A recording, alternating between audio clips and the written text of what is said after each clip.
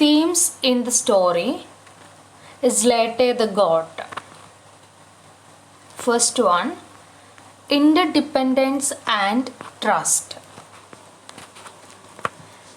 We know that Aaron doesn't leave Zlate in the blizzard and accompanied Zlate into the haystack. സ്ലേട്ടയെ ആ ബ്ലിസാർഡിൽ Aaron ഉപേക്ഷിക്കുന്നില്ല. തനിക്കൊരു അഭയകേന്ദ്രം കിട്ടിയപ്പോൾ സ്ലേട്ടയെയും കൂടെ തന്നോടൊപ്പം Aaron കൊണ്ടുപോകുന്നുണ്ട്. യാത്രകളെല്ലാം ബുദ്ധിമുട്ടായപ്പോഴും സ്ലേട്ടയെ അവന് ഉപേക്ഷിക്കുന്നില്ല. സ്ലേട്ടെ gave milk and warmth to him. അതേസമയം സ്ലേട്ടെ തൻ്റെ മിൽക്കും വാംത്തും നൽകിയിട്ടാണ് ആരോണിനെ ആ 3 ദിവസങ്ങളിൽ പരിപാലിക്കുന്നത്. They survived in the haystack by depending each other. പരസ്പരം ഡിപ്പെൻഡ് ചെയ്തുകൊണ്ടാണ് സ്ലേട്ടെ ആരോണിനെയും ആരോൺ സ്ലേട്ടയെയും പരസ്പരം ഡിപ്പെൻഡ് ചെയ്തുകൊണ്ടാണ് ആ 3 ദിവസങ്ങൾ അല്ലെങ്കിൽ ആ ബ്ലിസാർഡ് സർവൈവ് ചെയ്തത്.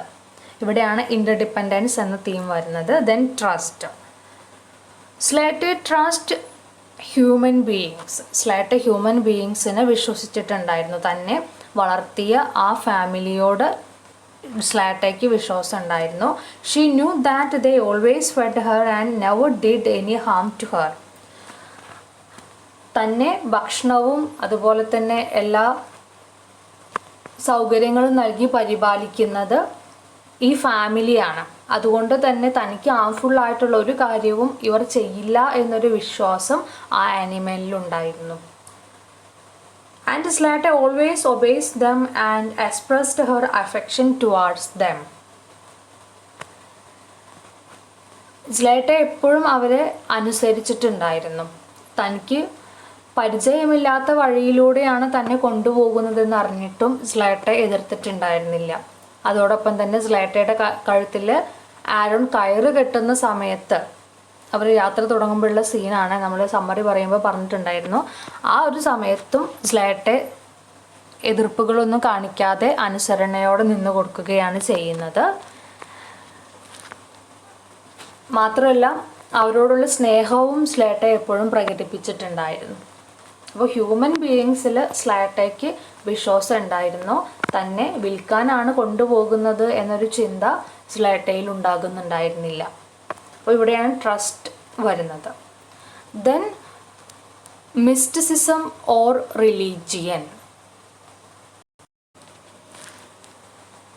Aaron and his family are Jews, and this fact defines their life. The reason that Reuben decided to sell Zlate is to earn enough money to celebrate the Jewish festival Hanukkah. കഥയുടെ ബിഗിനിങ്ങിൽ നമ്മൾ പറഞ്ഞിട്ടുണ്ടായിരുന്നു ആരോണും അവൻ്റെ ഫാമിലിയും juice ആണ്. അവർ ആ ഒരു റിലീജിയനിൽ വിശ്വസിച്ചിട്ടുണ്ടായിരുന്നു. അത് തന്നെയായിരുന്നു അവരുടെ ലൈഫിലും പ്രതിഫലിച്ചിട്ടുണ്ടായിരുന്നത്. റിലീജിയൻ അവർ ഒരുപാട് പ്രാധാന്യം നൽകിയിരുന്നു എന്ന് മനസ്സിലാക്കാനുള്ളൊരു ഇൻസിഡൻ്റാണ് ഈ കഥയിൽ നമുക്ക് കാണാൻ കഴിയുന്നത്. ജൂയിഷ് ഫെസ്റ്റിവലായ ഹനൂക്ക ഫെസ്റ്റിവൽ ആഘോഷിക്കാനായി അവരുടെ വളർത്തു മൃഗത്തെ വരെ വിൽക്കാനായി അവർ തയ്യാറാവുകയാണ്. സ്ലേട്ടയെ വിൽക്കുകയും ഹനൂക്ക സെലിബ്രേറ്റ് ചെയ്യാനുള്ള ആവശ്യ സാധനങ്ങൾ വാങ്ങിക്കാനുള്ള പണം അതിലൂടെ വാങ്ങിക്കുകയും ചെയ്യാം എന്ന് തീരുമാനിക്കുന്നുണ്ട് അവർ. അപ്പോൾ ആ ഒരു റിലീജിയൻ അവരിൽ അത്രയും സ്വാധീനം ചെലുത്തുന്നുണ്ട്. Then dualism. Zlate is old. Zlate old ആണ്. അതിന് വയസ്സായിട്ടുണ്ട്. Produce no more milk. At the same time it is lovable and feed Aaron. സ്ലേട്ടെ വയസ്സായിട്ടുണ്ടെങ്കിൽ കൂടിയും അതിൻ്റെ ഒരു ഭാഗം എന്ന് പറയുന്നത് അതിനൊരുപാട് സ്നേഹമുണ്ട്. തന്നെ നോക്കുന്ന തന്നെ പരിപാലിക്കുന്ന ആളുകളുടെ അടുത്ത് അതിന് ഒരുപാട് സ്നേഹമുണ്ട്. അതേസമയം സ്ലേട്ടെ പാലൊന്നും തരുന്നുമില്ല. ഇവിടെയാണ് ഡുവലിസം വരുന്നത്. സ്ലേട്ടെ എന്ന് പറയുന്നത് ഒരു ഭാഗത്ത് എന്താണ് പാലൊന്നും തരാൻ കഴിയാത്ത ഒരു വയസ്സായിട്ടുള്ള വളർത്തുമൃഗമായിട്ട് മാറിയിട്ടുണ്ട്. പക്ഷെ അതേസമയം അത് തന്നെ പരിപാലിക്കുന്നവരുടെ അടുത്ത് സ്നേഹം കാണിക്കുന്ന മൃഗം കൂടിയാണ്.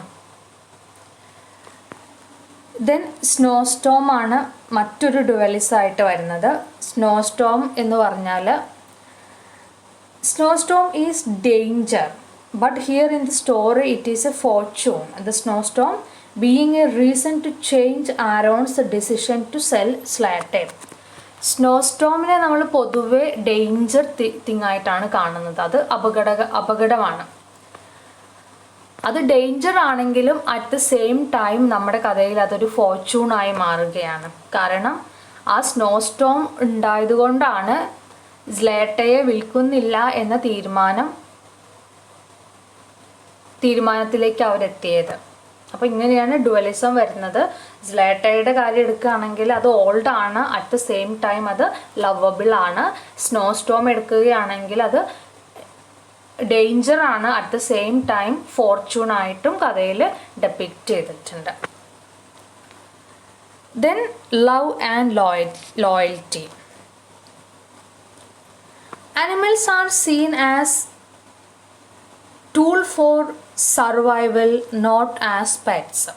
നമുക്ക് പൊതുവേ ഉള്ള എല്ലാവർക്കും ഉള്ളൊരു ധാരണയാണ് ഈ അനിമൽസ് എന്ന് പറഞ്ഞാൽ നമുക്ക് വരുമാനത്തിനുള്ളൊരു മാർഗ്ഗമാണ്, നമ്മുടെ സർവൈവലിനുള്ളൊരു ടൂള് മാത്രമാണ്. അല്ലാതെ നമ്മുടെ പെറ്റ്സായിട്ട് നമുക്ക് ഇഷ്ടമുള്ള ക്രിയേച്ചേഴ്സ് ആയിട്ട് മാത്രമല്ല അവരെ നമ്മൾ വളർത്തുന്നത്. മറിച്ച് നമുക്ക് എന്തെങ്കിലും ബെനിഫിറ്റ് ഇതിൽ നിന്ന് കിട്ടാനുണ്ട് എന്നൊരു പ്രതീക്ഷയോട് കൂടിയിട്ടാണ് നമ്മൾ അനിമൽസിനെ വളർത്തുന്നത്. Human beings nurture animals for getting milk, money or for other useful purpose. Human beings അനിമൽസിനെ പരിപാലിക്കുന്നത് എന്തിനാണ്? ഒന്നുകിൽ മിൽക്ക്, അല്ലെങ്കിൽ മറ്റു വരുമാന മാർഗങ്ങൾ, അല്ലെങ്കിൽ അതർ യൂസ്ഫുൾ പേർപ്പസസ്, മറ്റു ഉപകാരങ്ങൾക്കെല്ലാം വേണ്ടിയിട്ടാണ് അനിമൽസിനെ വളർത്തുന്നത്. The feed animals by expecting benefits from them. അവരതിന് ഇത്തരത്തിൽ എന്തെങ്കിലും ബെനിഫിറ്റ്സ് എക്സ്പെക്റ്റ് ചെയ്തുകൊണ്ടാണ് മനുഷ്യർ മൃഗങ്ങളെ പരിപാലിക്കുന്നത്. When Zlate become old and give no milk, the family decide to sell Zlate for their own benefits. നമുക്ക് സ്റ്റോറിയിൽ കാണാൻ കഴിയും, സ്ലേറ്റെ വയസ്സായി കഴിഞ്ഞു, അതിന് കൂടുതൽ പാലൊന്നും നൽകാൻ കഴിയില്ല എന്ന് മനസ്സിലായപ്പോൾ സ്വന്തം ബെനിഫിറ്റ്സിന് വേണ്ടിയിട്ട്, സ്വന്തം കാര്യങ്ങൾ നല്ല രീതിയിൽ നടക്കാനായിട്ടാണ് ആ സ്ലേട്ടയെ വിൽക്കാൻ അവർ തീരുമാനിക്കുന്നത്. Nevertheless, they don't show any loyalty to Slate when they decide to sell her to the butcher. അങ്ങനെ ഒരു ടൗൺ ബുച്ചറിന് വിൽക്കാൻ തീരുമാനിക്കുമ്പോൾ അവർ സ്ലേട്ടയുടെ അടുത്ത് ഒരു ലോയൽറ്റിയും കാണിക്കുന്നില്ല. ആരോണും അവൻ്റെ ഫാമിലിയും ഒരു ലോയൽറ്റിയും സ്ലേട്ടയോട് കാണിക്കുന്നില്ല. Okay, but Zlateh loves Aaron and his family. പക്ഷേ സ്ലേട്ടെ, ആ മൃഗം, ആരോണിനെയും അവൻ്റെ ഫാമിലിയെയും ഒരുപാട് സ്നേഹിച്ചിട്ടുണ്ടായിരുന്നു. Although Slate seems to question the strange journey, she accepts it because she is loyal to them. ആ ഒരു സ്ട്രേഞ്ച് ജേർണിയിൽ സ്ലേട്ടെ കൂടെ പോയത് സ്ലേട്ടെ അവരുടെ അടുത്ത് ലോയൽ ആയതുകൊണ്ടാണ്. സ്ലേട്ടയ്ക്ക് ആരോണിൻ്റെ അടുത്ത് ലോയൽറ്റി ഉള്ളത് കൊണ്ടാണ് ആ സ്ട്രേഞ്ച് ജേർണിയിലും ആരോണിൻ്റെ കൂടെ അവൾ സഞ്ചരിച്ചത്.